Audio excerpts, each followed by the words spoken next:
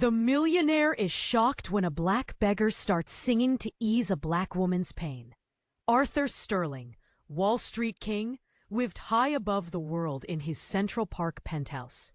Suits tailored in London, a chef scared of his own shadow, a life colder than a November wind. He wasn't known for giving back. More like taking. Then came that night. A weird feeling, a gnawing unease he couldn't shake.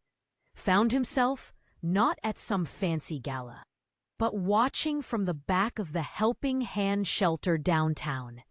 Bleach and desperation hung heavy in the air. His cashmere coat screamed wrong place.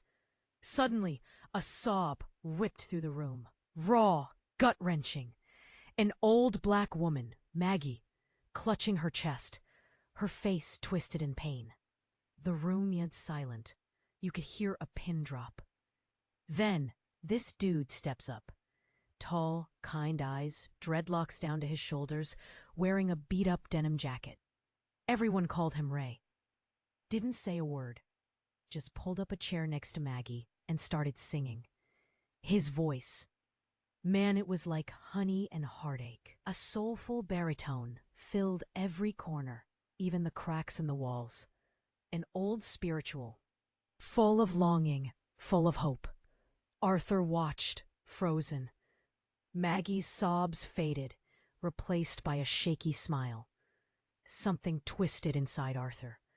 Something he thought was long gone. He looked around. Every face in that room was locked on Ray, sharing something Arthur couldn't even touch.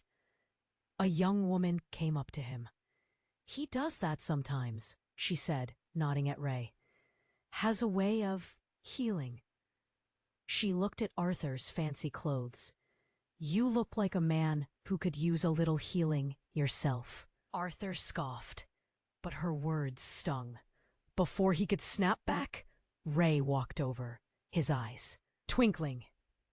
Evenings, friend, Ray said. Name's Ray, and you are?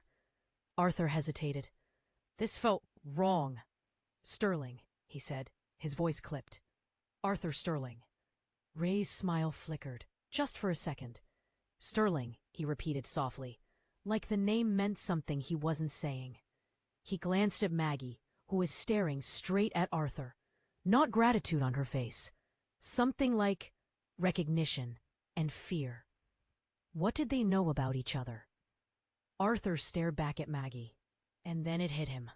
A memory, buried deep, from his childhood. Where did he know Maggie from? Antes de continuarmos com essa história incrível, preciso te fazer alerta importante. Muitos inscritos têm relatado que o YouTube removeu suas inscrições sem aviso. Dá só uma conferida rápida no botão vermelho aí embaixo para garantir que você ainda está inscrito no canal. Não quero que você perca nenhum conteúdo exclusivo que vem por aí. E já que você está aí, deixa aquele like poderoso que me ajuda muito com o algoritmo. E me conta nos comentários de qual cidade você está assistindo. Adoro conhecer cada pessoa incrível que faz parte dessa comunidade. Sua participação faz toda a diferença. Vamos interagir. Ray's smile flickered. Just for a second. Sterling, he repeated softly, like the name meant something he wasn't saying. He glanced at Maggie, who was staring straight at Arthur. Not gratitude on her face. Something like recognition and fear. What did they know about each other? Arthur stared back at Maggie, and then it hit him. A memory buried deep from his childhood. Where did he know Maggie from? Wait a minute, Arthur said, his voice rough. He stepped closer to Maggie, ignoring the stench of bleach and desperation. Maggie Peterson, is that you? Maggie's eyes widened. She didn't speak, just nodded slowly. Arthur felt like he'd been punched in the gut. Maggie Peterson, the Peterson family. They used to live on his family's estate back in Connecticut. His father, a real estate mogul, practically owned the town. He remembered Maggie as a little girl, always trailing after him, her bright eyes full of admiration. What the hell had happened? What are you doing here? He asked, the words tumbling out. What happened to you? Maggie looked down, her hands trembling. Things changed, Arthur. After your father. She trailed off, fear clouding her face. After my father, what? Arthur pressed. He remembered. His father, a cold, calculating man. He hadn't been back to Connecticut in years, not since his father's death. Suddenly, Ray stepped forward, placing a hand gently on Maggie's arm. Maybe this ain't the time, Sterling, he said, his voice low. She's been through a lot. Arthur ignored him. He needed to know. This was about more than just a chance encounter. This felt bigger. Tell me, Maggie, Arthur demanded. What happened after my father died? Maggie hesitated, then whispered. He left everything to you, Arthur. Everything. Including what he did to my family. Arthur frowned. He inherited a fortune, sure. But what did she mean, what he did to her family? Before Maggie could elaborate, a commotion erupted near the entrance. A woman's shrill scream pierced the air. Everyone turned to see a young, blonde woman, looking frantic, pushing her way through the crowd. Ray! Ray, it's Mama! She yelled, her voice cracking with panic. She's collapsed! Ray's face went white. He took off running, the denim jacket flapping behind him. Arthur watched him go, feeling a sudden chill. What was happening? He turned back to Maggie, ready to press her for answers, but she was gone, vanished, like a ghost. Arthur felt a hand on his arm. It was the young woman who had spoken to him earlier. You shouldn't have pushed her, she said, her voice accusing. You don't know what you're dealing with. What are you talking about? Arthur demanded. What did my father do to her family? The woman hesitated, then glanced towards the back room where Ray had disappeared. He stole their land, she whispered. And more than that, he ruined them. And then he hid the truth. A truth that could destroy everything you think you know about your family. What truth? Arthur asked, his heart pounding. Suddenly a blood-curdling scream echoed from the back room. It was Ray. Everyone froze. The air hung thick with dread. Then, Ray stumbled out, his face streaked with tears, his eyes wide with horror. He looked straight at Arthur, pointing a trembling finger. You! Ray screamed, his voice raw. You did this. Your father killed my grandmother. He poisoned her land, stole her livelihood, and when she fought back, he silenced her forever. Arthur stared at Ray, dumbfounded. His father? A murderer? Ray collapsed to his knees, sobbing uncontrollably. The young woman rushed to his side, comforting him. Arthur felt the world tilting. Everything he thought he knew, everything he believed about his family, about himself, was shattering into a million pieces. He looked at Ray, then at the faces in the room, their eyes filled with accusation and pain. He saw the truth in their eyes. His father wasn't just a cold businessman. He was a monster. And Arthur, by inheriting his wealth, had inherited his sins. But the worst part was, he remembered something else now, something terrible. He remembered seeing his father arguing with Ray's grandmother, a fiery old woman, back on the estate. He remembered hearing her shout something about justice, about stolen land. And then he remembered seeing her drinking something from a glass his father had handed her. A truth, buried for years, clawed its way to the surface. He knew. He had always known, deep down. And now Ray knew too. Arthur turned and ran, pushing his way through the crowd, out into the cold night air. He didn't know where he was going. He just knew he had to get away. He had to find out the truth.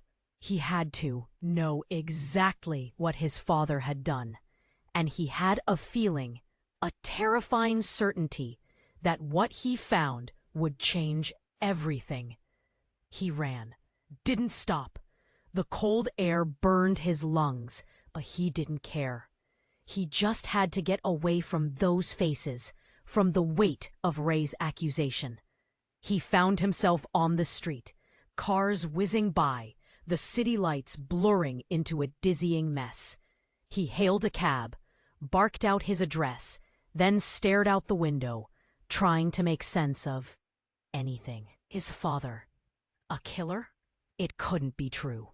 But Maggie's fear, Ray's rage, they felt real. Too real. He burst into his penthouse, the silence echoing his turmoil. The chef was gone, probably terrified by his sudden appearance. Good. He didn't want to see anyone. He went straight to his father's study, a room he'd always avoided, filled with dark wood, leather chairs, and the faint scent of cigar smoke. It felt evil. He started tearing through drawers, throwing papers everywhere. Bills, contracts, old letters. Nothing. Where would his father hide something like that? Then he saw it.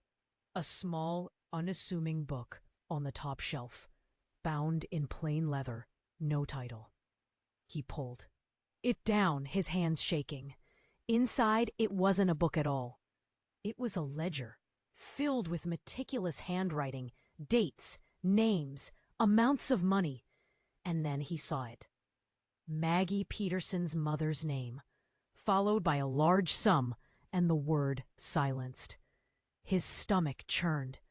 He flipped through the pages, finding more names, more sums, more entries marked resolved or taken care of. This was it. Proof. He slammed the ledger shut, his head spinning. He had to do something. He had to make things right. He had to. The phone rang. He almost didn't answer it. Sterling, he said, his voice rough. Arthur, it's me, Sarah. Sarah, his sister. He hadn't spoken to her in months. They'd drifted apart after their father's death. She'd always been the good one, the one who cared about people. He'd been too busy making money. What do you want, Sarah? I know about Maggie Peterson, Arthur. His blood ran cold. What are you talking about? I've known for years. Dad told me before he died. He made me promise not to say anything, but I can't keep it in anymore. What he did to her family, it was unforgivable. He wasn't a good man, Arthur. I know, he said, his voice barely a whisper. I found the ledger. There was a long silence. Then Sarah spoke again, her voice trembling. Arthur, there's something else you need to know. He braced himself. What else could there possibly be? Ray isn't just some random guy from the shelter. She hesitated, then blurted out, he's your brother, Arthur. He went numb. His brother? How? Dad had an affair with Ray's grandmother before he met Mom. Ray is your half-brother. He couldn't breathe. His father, his brother, everything was collapsing around him. Then a deafening explosion ripped through the building. The penthouse shook violently. Dust and debris rained down from the ceiling. The phone went dead. Arthur stumbled back, his ears ringing. What the hell was that? He looked out the window. Smoke was billowing from the street below. Sirens wailed in the distance. He ran to the elevator, his heart pounding. He had to get out of there. As the elevator doors opened onto the lobby, he saw chaos. People screaming, running. And then he saw them. 2 men in dark suits, their faces grim, pushing their way through the crowd. They were heading straight for him. He recognized them. They were his father's old associates, the guys who took care of things. They saw him too, and one of them smiled, a cold, dead smile. Sorry, Mr. Sterling, one of them said, his voice flat. But some debts just can't be paid. And then everything went black.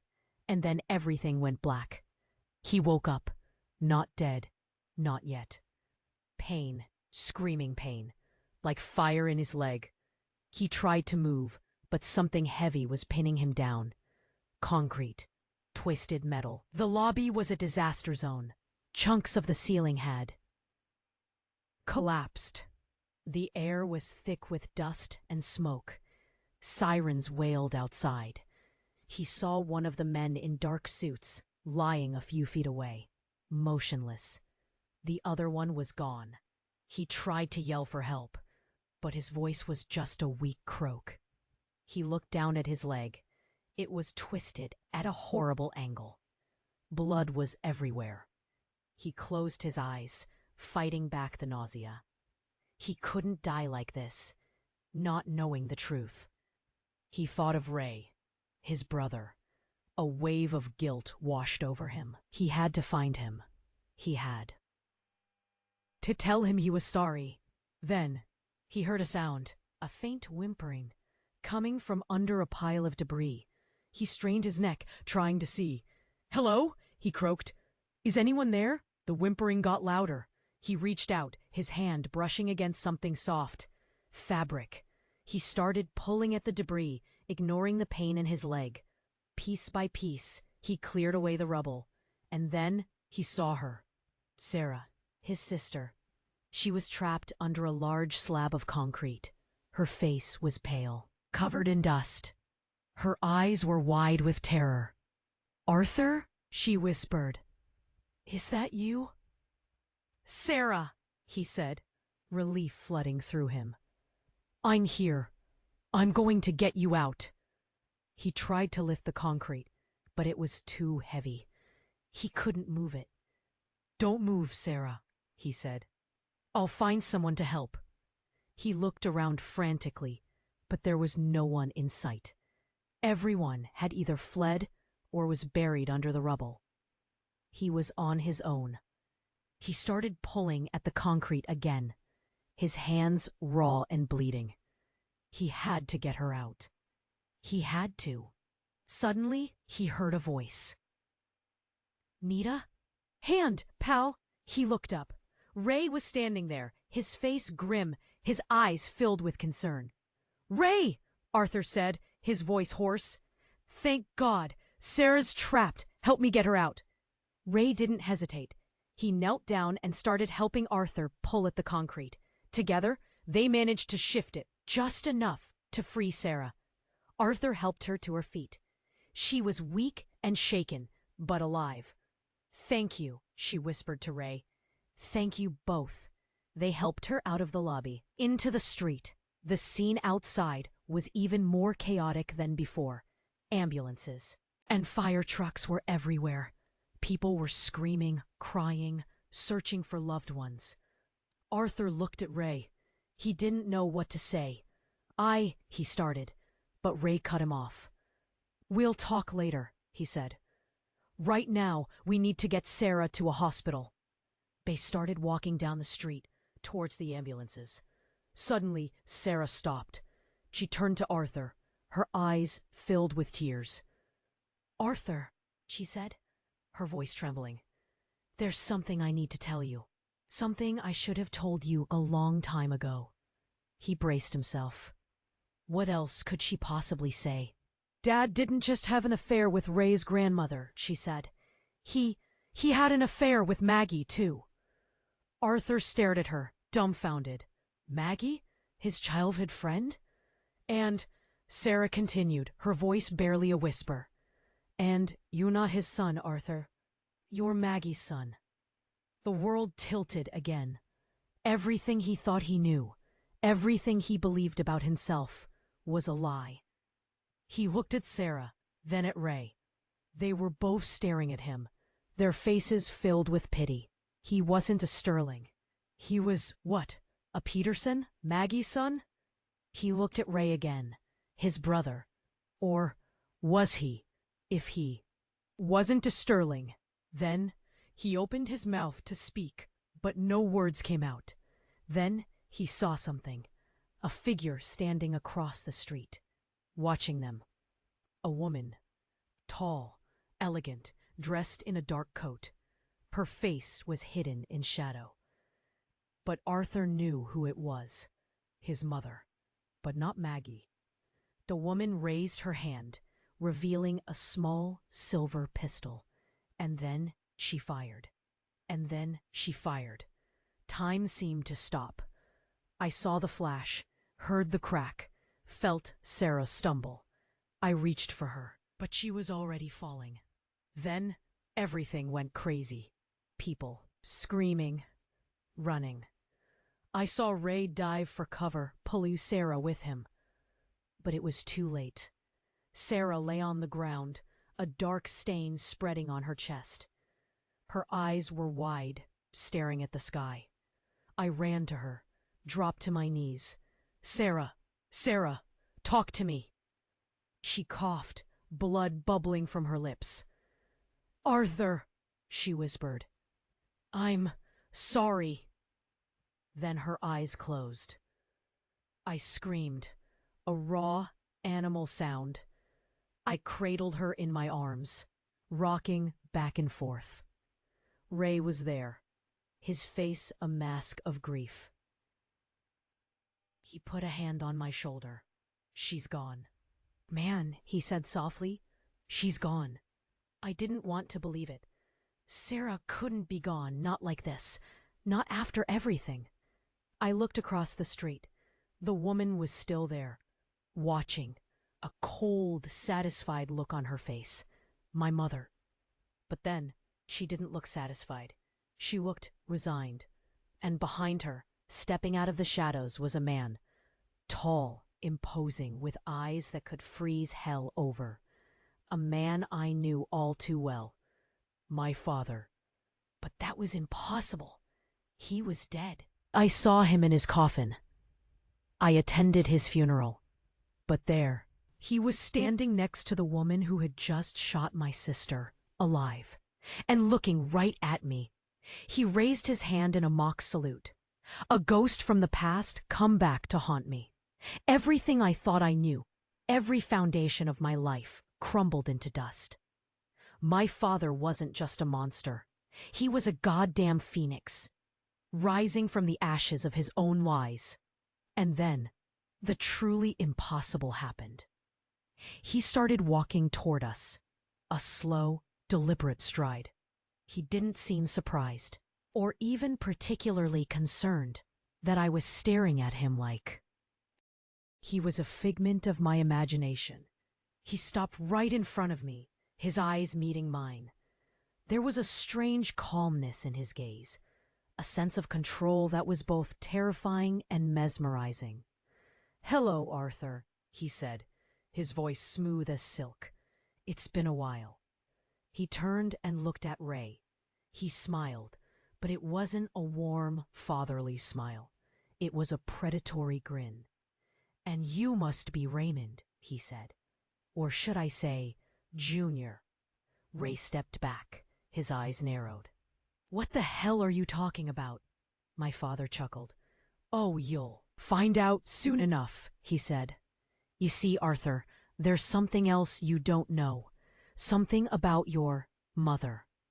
The one who just tried to kill you." He turned back to me, his eyes gleaming. "She wasn't trying to silence you, Arthur. She was trying to protect you from the truth." And then he dropped the bomb. A revelation so earth-shattering, so completely insane, that I almost didn't hear it. "The truth, Arthur," he said, his voice dripping with malice, "is that you and Raymond aren't half-brothers. You're twins." "The truth, Arthur," he said, his voice dripping with malice, "is that you and Raymond aren't half-brothers. You're twins." Twins? The world swam. I looked at Ray, then back at the monster who claimed to be my father. It was too much. Sarah, Maggie, lies upon lies. And now this? Before I could even choke out a question, a new sound ripped through the air. A helicopter, low and loud, descending right above us. Spotlights blazed, blinding me. "Arthur Sterling, you are under arrest for the murder of Sarah Sterling." A voice boomed through a loudspeaker. Murder? Sarah's blood was still on my hands. It looked damning. Then, something. Even crazier happened. As two figures rappelled down from the helicopter, I saw who they were. Not cops, not even close. They were soldiers, dressed in black, faces covered, weapons drawn, and behind them, illuminated in the harsh glare of the spotlight, was Maggie. She wasn't the frail woman I'd seen at the shelter. She stood tall, radiating a quiet power. She looked different. "Arthur," she said, her voice clear and strong, cutting through the chaos. "Come with us, son. It's time you knew the truth." "Son?" But Sarah had said, "Maggie, what the hell is going on?" I yelled. My father just laughed, a cold, empty sound. "Go with her, Arthur. You have no idea what you're involved in." Ray was frozen, staring at the soldiers, at Maggie, at the scene unfolding before him. I could see the wheels turning in his head, trying to make sense of the impossible.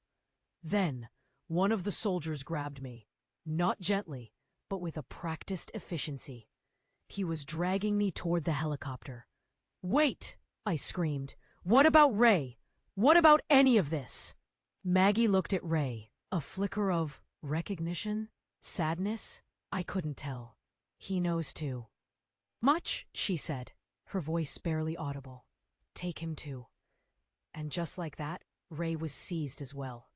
We were both hoisted into the helicopter, the roar of the engine drowning out everything else. As we lifted off, leaving my father standing there, a small, sinister figure watching us disappear into the night, I saw something that finally broke me. Maggie turned to me, her eyes filled with something that looked like pity, and then she said something that changed everything. "Welcome home, Agent Sterling," she said, her voice cold and professional. "Your mission begins now." Mission? Agent? I wasn't Arthur Sterling, Wall Street King. I wasn't even Maggie's son. I was someone else, someone programmed, someone dangerous. And I had absolutely no idea who the hell I really was. "Welcome home, Agent Sterling," she said, her voice cold and professional. "Your mission begins now." Mission? Agent? I wasn't Arthur Sterling, Wall Street King. I wasn't even Maggie's son. I was someone else, someone programmed, someone dangerous. And I had absolutely no idea who the hell I really was. The helicopter banked hard, throwing me against the side. Ray was staring at me, his face a mixture of confusion and fear. He didn't know me either, not really. "What mission?" I managed to croak, my throat tight. Maggie didn't answer. She just stared straight ahead, her jaw set. The soldiers were silent, impassive. We were flying low over the city, the lights blurring below. It felt like a dream, a nightmare. Then Maggie spoke, her voice flat. "You were created for one purpose, Agent Sterling. To infiltrate and destroy." "Destroy what? Who am I supposed to destroy?" She finally turned to me, her eyes hard. "The man you thought was your father, Arthur. He's not who you think he is. I know that. He's a monster. He's worse than a monster. He's a traitor. He sold us out. He betrayed his country." "Sold us out? Betrayed his country? What the hell was going on? Who is us, Maggie? What country? What are you talking about?" She sighed, a flicker of something that might have been sadness crossing her face. "You were born into this world, Arthur. A world of secrets, of spies, of hidden wars. Your father was one of us. The best, until he turned." "Turned? Turned against who?" "Against the program. Against the agency. Against us." The program? The agency? It sounded like something out of a movie. But the look on Maggie's face was deadly serious. "You were genetically engineered, Arthur," she continued, her voice cold. "Bred for strength, for intelligence, for loyalty. You were supposed to be the ultimate weapon. But then, something went wrong. Your father discovered the truth. He tried to protect you. He tried to get you out. What truth? The truth about what you really are, Arthur. The truth about your purpose. We were silent for a moment, the roar of the helicopter filling the void. I stared at Maggie, trying to make sense of her words. I was a weapon? Genetically engineered? It was insane. Then I saw it. A glint of metal in Maggie's hand. A small silver device. She pressed a button. "What is that?" I asked, my voice trembling. She didn't answer. She just looked at me. Her eyes filled with regret. Then I felt it. A sharp pain in my head, like a knife twisting in my brain. My vision blurred. I gasped for air. "What did you do to me?" I managed to choke out. "I'm sorry, Arthur," Maggie said, her voice barely a whisper. "This is the only way." The pain intensified. I felt like my head was going to explode. Memories flashed through my mind, fragments of my childhood, images of my father, of Sarah, of Ray, and then something else, something I hadn't remembered before. A laboratory, bright lights, cold metal tables, men in white coats, a needle. The pain reached a crescendo. I screamed, a raw, primal sound. My body convulsed, and then everything went black. When I woke up, I was in a hospital bed. My head was throbbing. I felt weak and disoriented. I whooped around. The room was sterile and white. There were machines beeping softly. A nurse was sitting beside me, watching me with a wary expression. "Where am I?" I asked, my voice hoarse. "You're safe now, Mr. Sterling," she said, her voice calm. "You've been through a lot." "What happened?" "You were involved in an explosion. You're lucky to be alive." Explosion? Maggie? The agency? It all seemed so distant, so unreal. Then I saw it. A newspaper lying on the bedside table. The headline screamed, "Wall Street tycoon Arthur Sterling exposed as Russian." Spy? Russian spy? That was insane! But then I saw the picture below the headline. A picture of me. But it wasn't a recent picture. It was an old picture. A picture from my childhood? And then I noticed something else. A small, barely visible tattoo on my wrist. A symbol I didn't recognize. I looked at the nurse. "Can I see a mirror?" I asked. She hesitated, then nodded. She got up and went to the bathroom, returning with a small hand mirror. I took the mirror and looked at my reflection. My face was pale and drawn. My eyes were bloodshot. And then I saw it. A small, almost imperceptible scar on my forehead. A scar that I hadn't noticed before. A scar that looked familiar. I closed my eyes, trying to remember. The laboratory, the needle, the pain. And then it all came flooding back. Everything. The truth. I wasn't Arthur Sterling. I wasn't a Wall Street tycoon. I wasn't even American. I was Dmitry Volkov, a Russian sleeper agent. And my mission was about to begin. I wasn't Arthur Sterling. I wasn't a Wall Street tycoon. I wasn't even American. I was Dmitry Volkov, a Russian sleeper agent, and my mission was about to begin. The nurse, she was looking at me funny, like she knew something, like she was waiting for me to snap. "Where's my phone?" I asked, trying to keep my voice steady. She hesitated, then pointed to a drawer. "In there." I reached for it, my hand shaking. Found it, powered it on. A bunch of missed calls, voicemails. I ignored them. I needed to find Maggie, or whoever she really was. I needed answers. Then I saw it, a text message from an unknown number. "They're coming for you. Run." Run? From who? The Americans? The Russians? Both? Suddenly the door burst open. Not soldiers this time. Guys in suits. Familiar suits. The kind that make you sweat.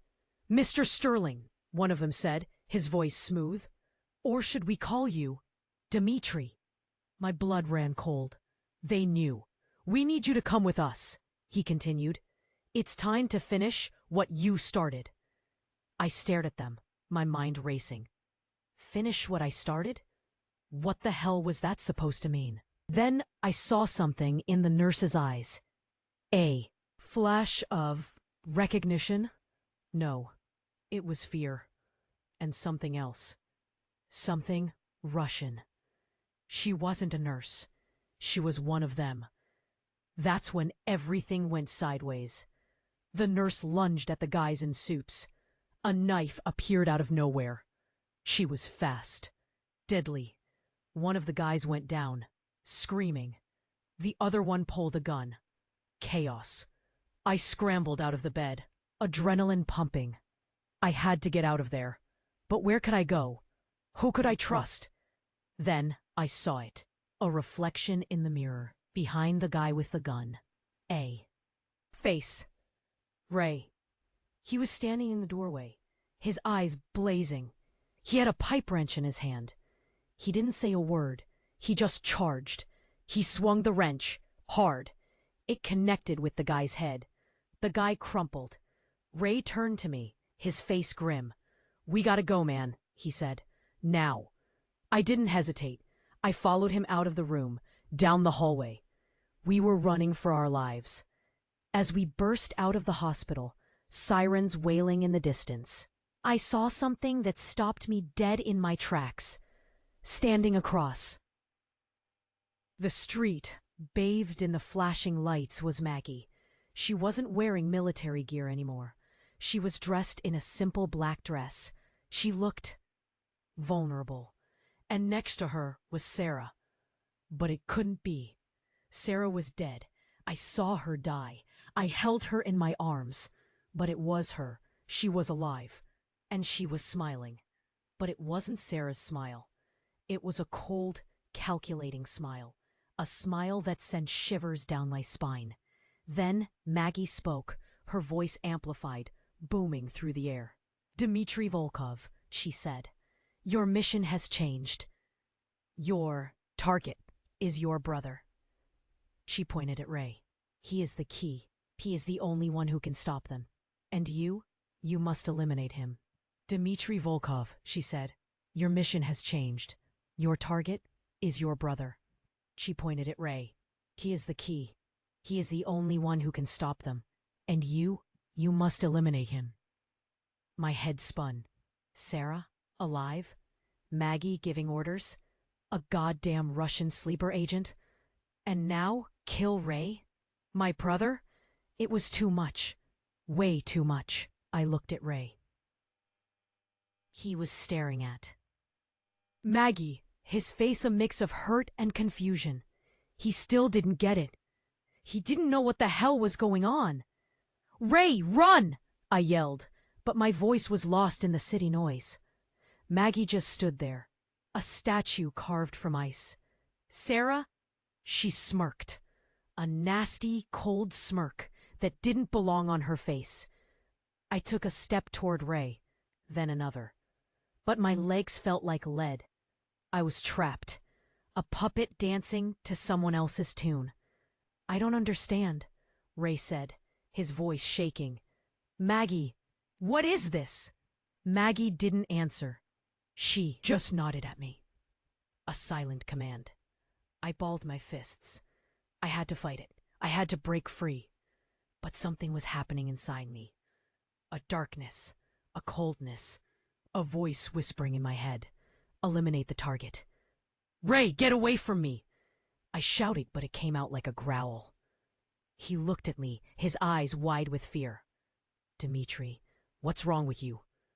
Dmitri. That name. It was like a trigger. The darkness inside me surged. The voice got louder. I lunged at Ray. He stumbled back, surprised. I threw a punch. He dodged it. He was good. Too good. We grappled, falling to the ground. I was stronger, faster. But he was fighting for his life. "Dmitri, stop! What are you doing?" he yelled, trying to push me off. I didn't answer. I couldn't. The voice had taken over. I was just a passenger in my own body. I pinned him down, my hands around his throat. He gasped for air, his eyes bulging. "I'm sorry, Ray," I managed to choke out, my voice cracking. "I have to do this."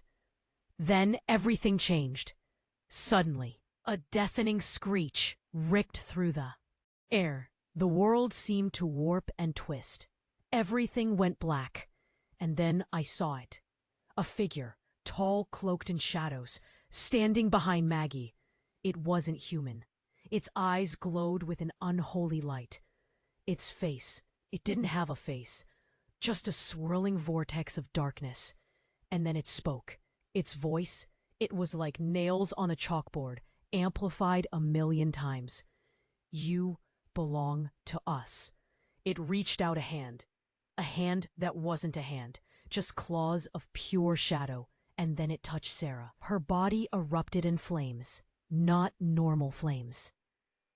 These were black, consuming everything in their path.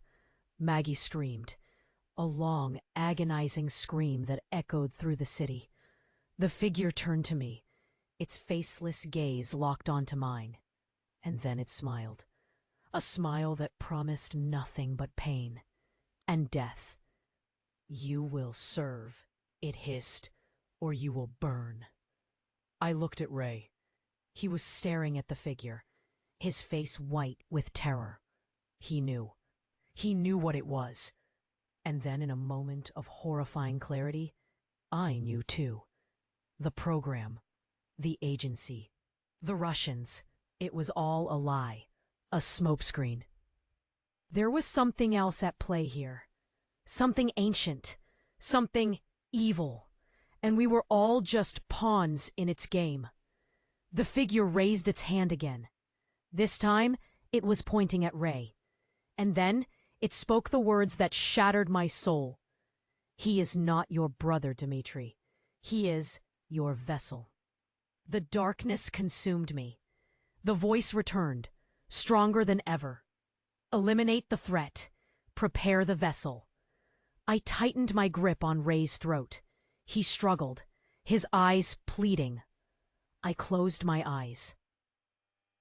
Tears streaming down my face. I was sorry, so sorry, but it was too late. The mission had begun. Eu apertei com toda a força. Ray se debatia, a vida esvaindo-se dos seus olhos. Uma lágrima escorreu pelo meu rosto. Aquela voz infernal, ela gritava dentro de mim. De repente, uma luz forte, uma dor lancinante, e então silêncio. Eu acordei, estava no chão. Ray, ele não se movia. Maggie e a cópia maligna de Sarah sumiram. Aquele monstro também. Eu me levantei, cambaleando. O que tinha acontecido? Onde eu estava? Olhei para Ray. Precisava ter certeza. Cheguei perto, toquei seu rosto, gelado, sem vida. Não! Um grito rasgou minha garganta. Eu caí de joelhos, a dor me consumindo. Eu tinha matado meu irmão, meu único. Mas espere, no meio daquela escuridão, uma faísca, um fio de esperança. Ray, ele tossiu, fraco, mas vivo. Eu o abracei, forte, com todo o meu amor. Ele estava vivo. Quem eram eles? Ele sussurrou, a voz rouca. Eu não sabia, mas ia descobrir. Juntos, peguei Ray no colo e corri. Precisávamos sumir. Precisávamos de respostas. E no meio daquela fuga desesperada, uma certeza. Essa história estava longe de terminar. A luta apenas começando. O mundo nunca mais seria o mesmo. E você, aí do outro lado, preparado para o que vem a seguir? Você precisa se inscrever agora. Não deixe para depois. Este é o momento para demonstrar seu apoio. Esmague o botão de like agora. Alimente o algoritmo. Mostre que você está comigo nessa. Inunde a seção de comentários com suas reações e teorias sobre esse final absurdo. Eu quero saber o que você achou. E não espere nem mais um segundo para compartilhar este vídeo com pelo menos 5 amigos que precisam conhecer este desfecho. Só os verdadeiros fãs entendem a importância disso. Vamos lá!